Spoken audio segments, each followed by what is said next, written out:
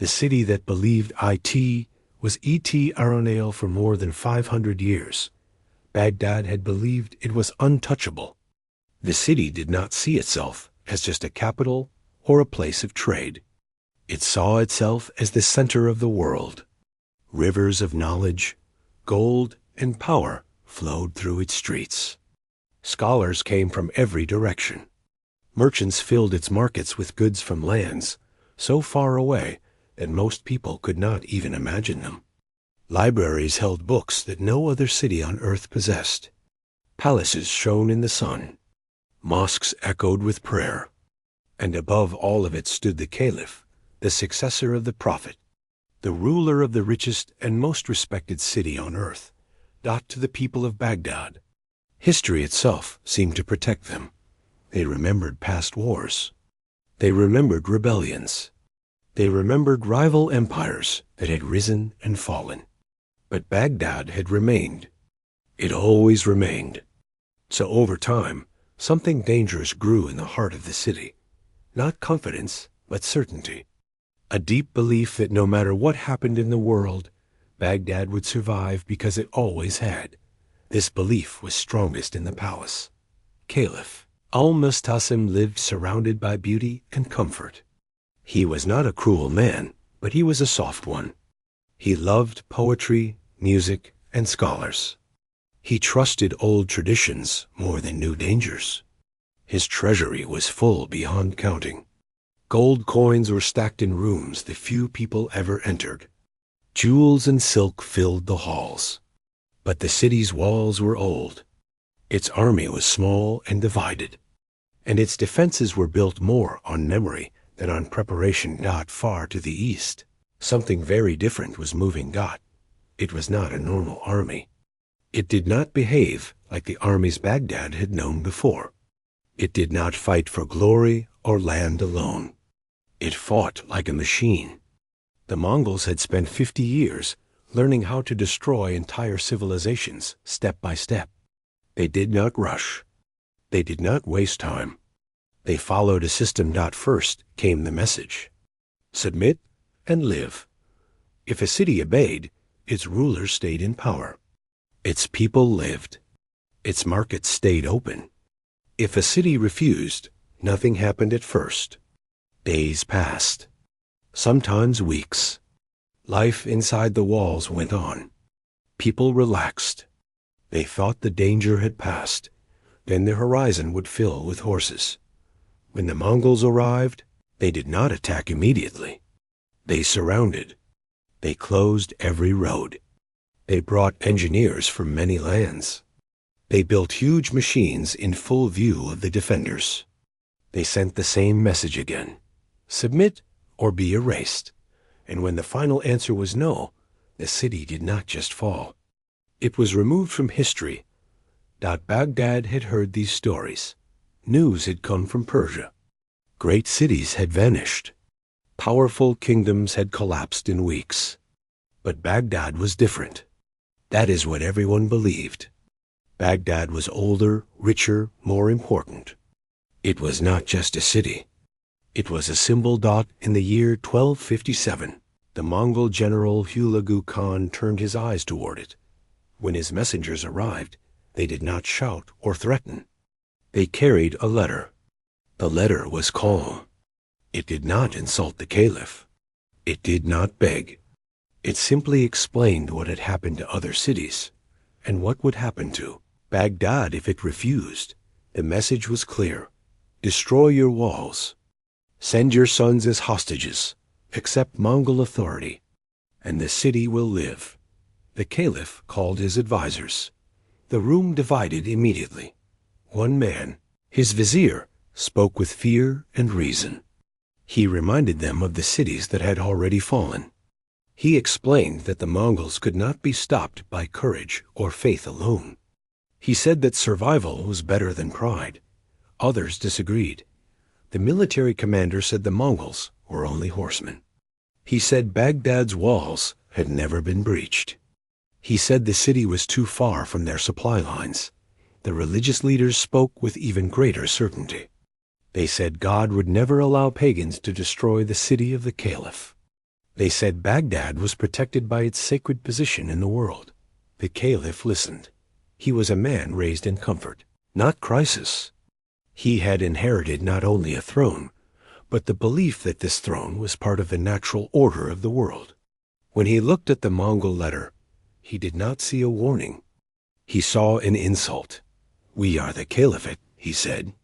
"We do not submit to horsemen." The messengers were sent away without an answer, yet no walls were reinforced. No great army was gathered.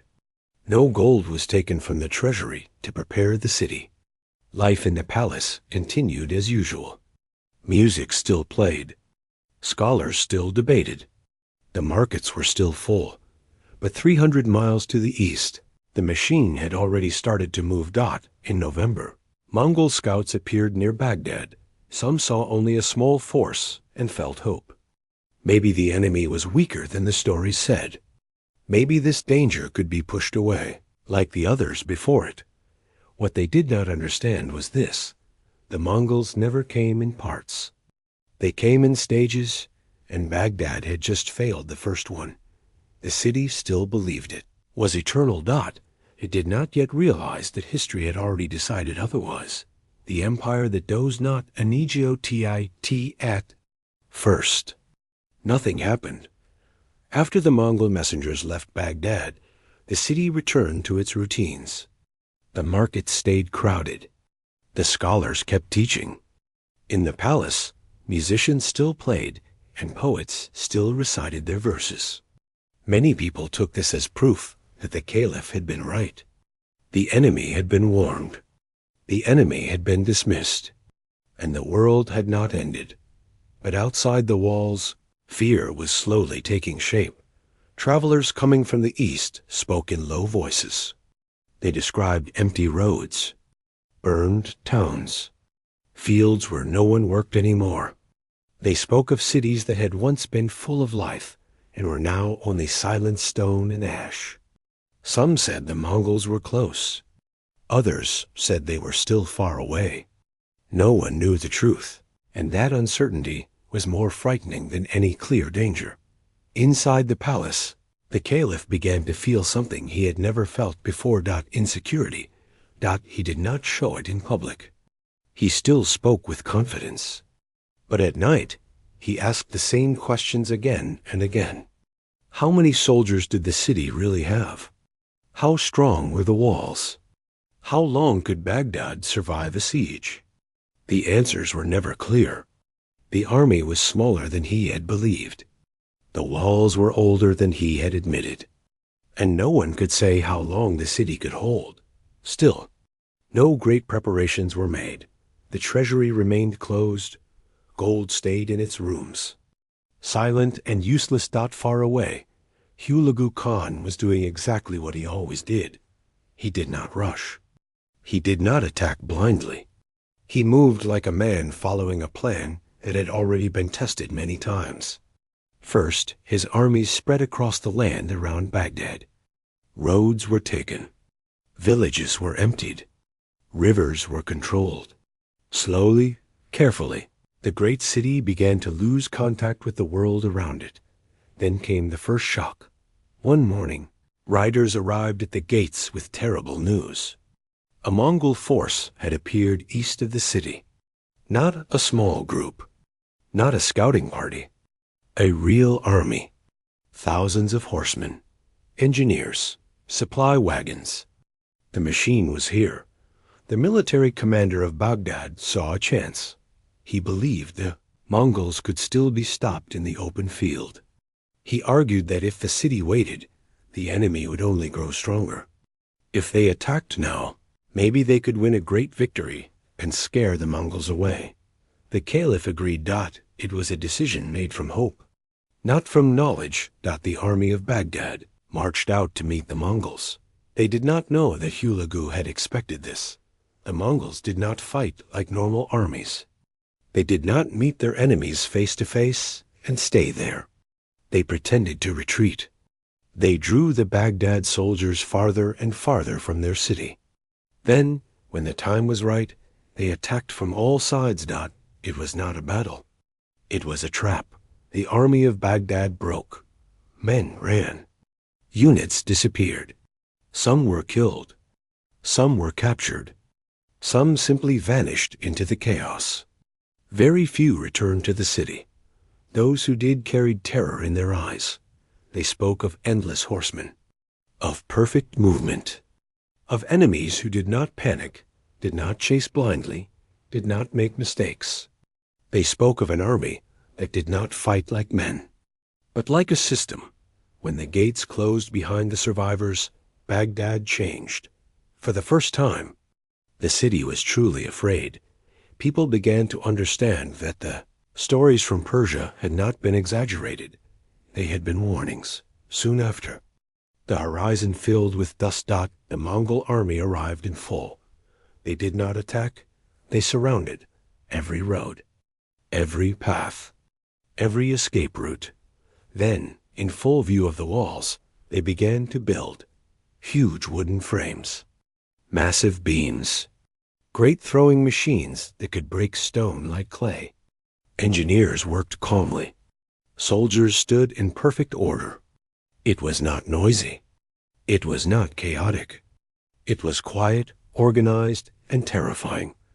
A second message was sent into the city. The same words. The same offer. Submit now, and the city will live. This time, everyone understood what the words really meant. Inside the palace, panic began to spread. The religious leaders were quieter now. The military commander had no more answers. The Caliph walked through his halls and saw his own weakness reflected in every silent face. But pride was still stronger than fear. No answer was sent. The Mongols continued their work. Day after day, the people of Baghdad stood on the walls and watched the machines grow. That was when the true insecurity began. They realized the enemy was not in a hurry. They realized the enemy was not guessing. They realized the enemy had done this many times before. And then, one night, the first stone flew. It did not hit the city. It landed just outside the walls. It was not an attack. It was a message. And Baghdad finally understood. Something that came too late. The siege had not started. It had already been decided. When gold became USILS after the first stone fell outside the walls, no one in Baghdad slept peacefully again. The sound it made did not destroy a building. It destroyed an illusion. People understood that the Mongols were not testing the walls. They were testing the city's mind. They were showing that they could reach it whenever they wanted. Every morning, more machines appeared. Every evening, the ring around Baghdad grew tighter. Fear spread faster than fire. The markets began to empty. Food became more expensive. Families started to hide what little they had.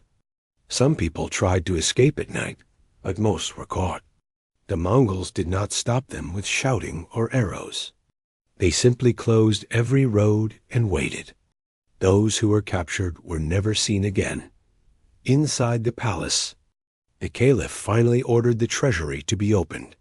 For the first time in many years, servants and guards carried gold not to decorate halls, but to solve problems. Messengers were sent to hire soldiers.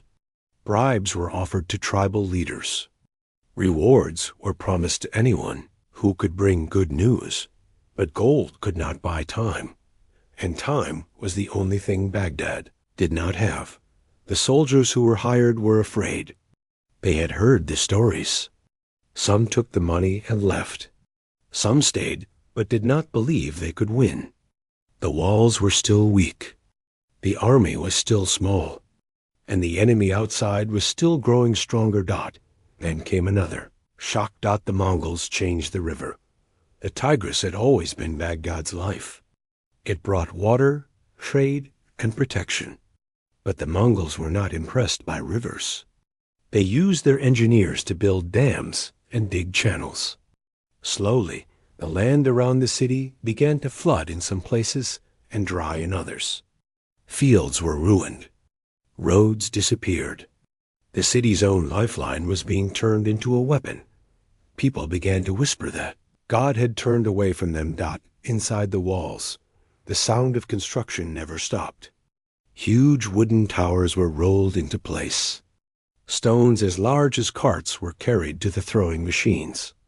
The defenders watched everything, day after day, knowing that each new machine meant another part of the wall would soon fall. Insecurity turned into anger. Some blamed the Caliph. Some blamed the generals. Some blamed the advisors. But no one could change what was already happening. And then the real attack began. The first stones hit the walls with a sound like thunder. Towers shook. Dust filled the air. Pieces of stone fell into the streets. People ran from their homes in panic. Mosques and houses were damaged. Fires started and were quickly put out, but the fear they left behind could not be controlled. The defenders tried to answer with arrows and small machines of their own. But it was like throwing pebbles at a mountain. Every day, the Mongols moved closer. Every night, the walls grew weaker. The Caliph walked through his palace and saw something he had never seen before. Empty rooms. Servants had fled. Some guards had disappeared. Even some officials had found ways to hide or escape.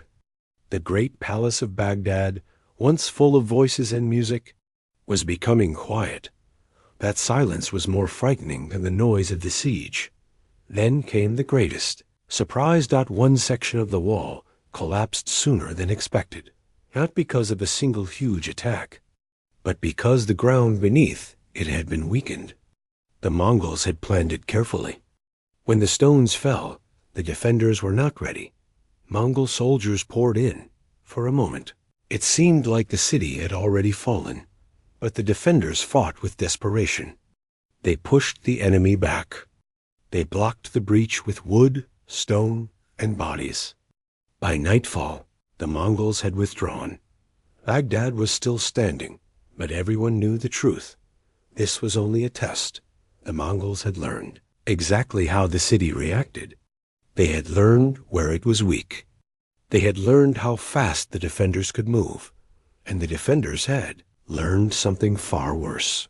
They could not stop what was coming. That night, the Caliph stood alone near his treasury. He looked at the gold that had once made him feel safe. Now it only made him feel small. For the first time in his life, he understood a terrible truth.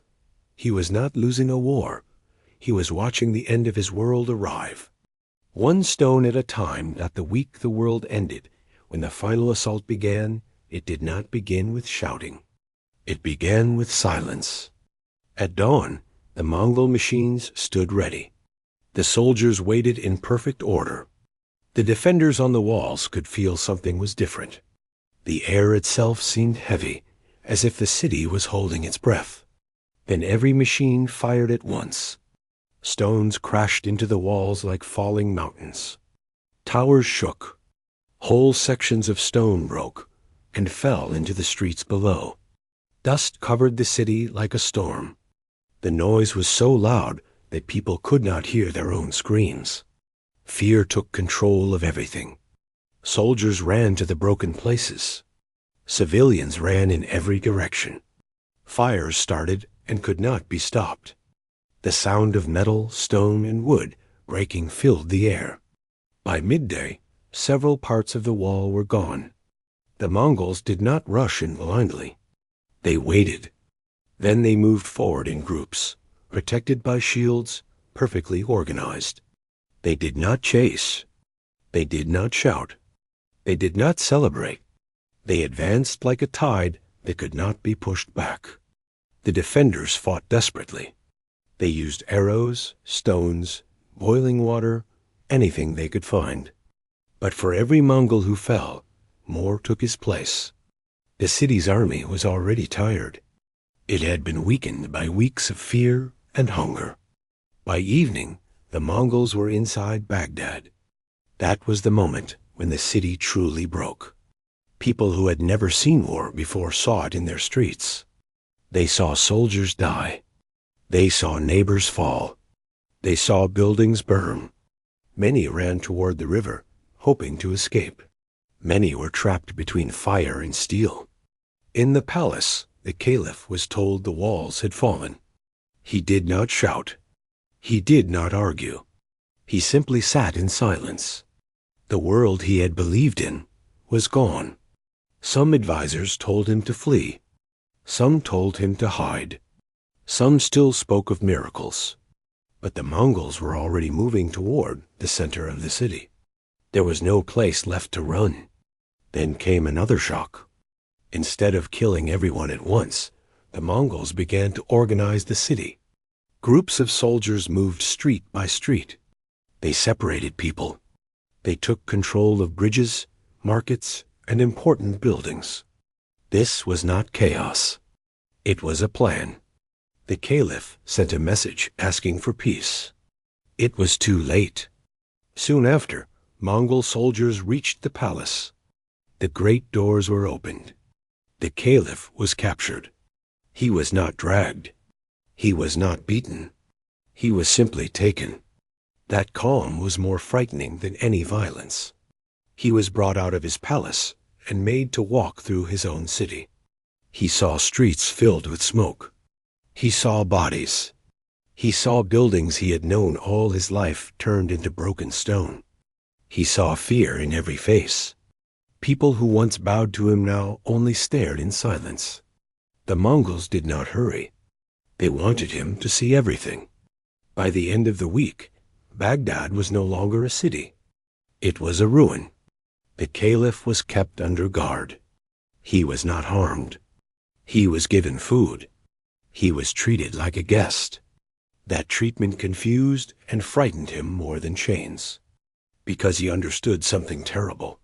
The Mongols were not finished. They had not come only to take the city. They had come to finish something else. And he was at the center of it. One evening, he was told he would be taken to see the treasury. He believed for a moment that this might be a negotiation. That hope lasted only a few steps. As he walked past the guards who were no longer his, as he walked through halls that no longer belonged to him, he began to understand. The city had fallen. Now it was his turn, and the real ending was still waiting. The fate reserved for Kayai the Caliph was not taken to a prison. That was the first surprise. He was taken back into his own palace. But everything inside, it had changed. Mongol guards stood where his soldiers once stood. Mongol officers walked through halls that had once been silent except for servants. The palace still looked the same, but it no longer belonged to him. He was a guest, and he was a prisoner. He was given food. He was given water. He was even spoken to with calm voices. This kindness did not bring comfort. It brought fear. He had seen what had happened to the city. He knew the Mongols did not do anything without a reason. Every night, he waited for something terrible to happen. Every morning, nothing happened. That waiting was its own kind of punishment. His family was kept close. His sons, his women, his relatives. They were not harmed, but they were watched. They were not chained, but they were never alone. The Caliph began to understand that they were not being protected. They were being saved for something. One day, he was told that Hulagu Khan wanted to see him. He was not brought like a king. He was not brought like a prisoner either. He was brought like something already decided. Hulagu did not shout. He did not threaten. He did not need to. He spoke about Baghdad as if it were already a story from the past. He asked the Caliph simple questions. Why had he not prepared? Why had he not used his gold to defend his city? Why had he believed walls and titles were enough? The Caliph had no answers. Then Hulagu gave an order. The Caliph was to be taken to see his treasury. For a moment, hope returned. He thought maybe this was about ransom. Maybe the gold could still save him and his family. Maybe everything could still be bought. He was wrong. He was marched through the Treasury halls. Gold was everywhere. Stacks of coins. Piles of jewels. Rooms filled with wealth that could have paid for armies. Walls and weapons. The Mongol guards made him walk. Slowly. They wanted him to see it. They wanted him to understand it. Every step was heavier than the last. This gold had once made him feel powerful.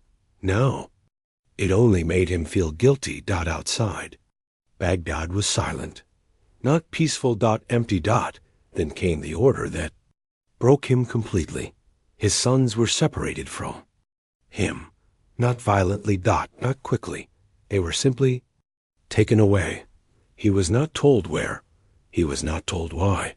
He never saw them again. That was when fear turned into something worse than fear. It turned into certainty. Knew there would be no mercy. He knew there would be no negotiation. He knew the Mongols were not finishing a war. They were finishing an example. The Caliph was kept alive a little longer, long enough for everyone to see him, long enough for every important person in the city to know what had happened to the man who had once ruled the world's greatest capital. He was no longer dressed like a ruler. He was no longer treated like one either. He was a symbol, and symbols are not kept alive. On the final day, he was told to walk again. He was led by guards who were not his. He passed through rooms full of gold he had never used, passed through halls where his orders had once been law. No one spoke. The silence was complete. He did not know exactly how he would die, but he understood something even more frightening. The Mongols were not killing him because they hated him. They were killing him to teach every future ruler in the world a lesson. And lessons like this are never gentle. As he was led away, Baghdad did not look at him as a king. It looked at him as a warning. And the world was about to learn what that warning meant. The day history was silent. The Caliph did not return. No announcement was made in the city. No public judgment was read. No ceremony was held. He simply disappeared. And everyone understood what that meant. In Baghdad, silence had replaced screams. Smoke still hung in the air. The streets were filled with broken stone, burned wood, and the memory of what had once been the greatest city on earth. People walked carefully, as if even the ground could still betray them. The Mongols did not hurry. They were not finished. They began to empty the city. Groups of people were gathered and separated. Some were taken away. Some were kept for work. Many were never seen again. It was not chaos. It was not rage. It was organization. That was the most frightening part. Then came the destruction that could not be repaired. The libraries were opened. Not to read. To be emptied. The house of wisdom, the place that had held centuries of human knowledge, was broken apart. Books were carried outside in endless piles. Manuscripts that had taken generations to write were thrown into the river. The Tigris turned dark with ink. Some said the water ran black for days. With every book that vanished, something else vanished with it. Memory. Discovery. Time itself. Scholars were killed or scattered. Teachers disappeared. Students fled or were taken. In a single week, more knowledge was destroyed than many civilizations had created in 1,000 years. People watched and understood that this was not just conquest. It was erasing. Baghdad was no longer meant to be a city. It was meant to be a lesson. Far away, other rulers would hear what had happened here. They would hear what happened to a caliph who believed his title could protect him. They would hear what happened to a city that believed it was eternal. And they would understand the message. Submit or disappear. The Mongols did not stay long. They never did. When their work was finished, they moved on, leaving behind ruins and silence. Where markets had once stood, there was emptiness. Where scholars had once argued, there were only broken walls. Where the Caliph had once ruled, there was nothing. For years, travelers avoided the place. Some said it was cursed. Some said it was haunted. Some said the earth itself remembered what had happened there. Historians later tried to understand the numbers. How many died? How much was lost? They never agreed. Some things are too large to count, but one truth was clear. Baghdad did not fall because it was weak. It fell because it believed. It could not fall. It trusted its past more than it prepared for the future. It trusted gold more than walls. It trusted titles more than reality. And when reality arrived, it did not negotiate. The Mongols did not just destroy a city. They proved something darker about the world, that no place is sacred, that no history is safe, that no civilization, no matter how brilliant, is protected from its own mistakes. Centuries later, Baghdad would rise again, but the world it had once been was gone forever, and somewhere in the silence of its ruins, the lesson still waits. Power that believes itself eternal always dies first.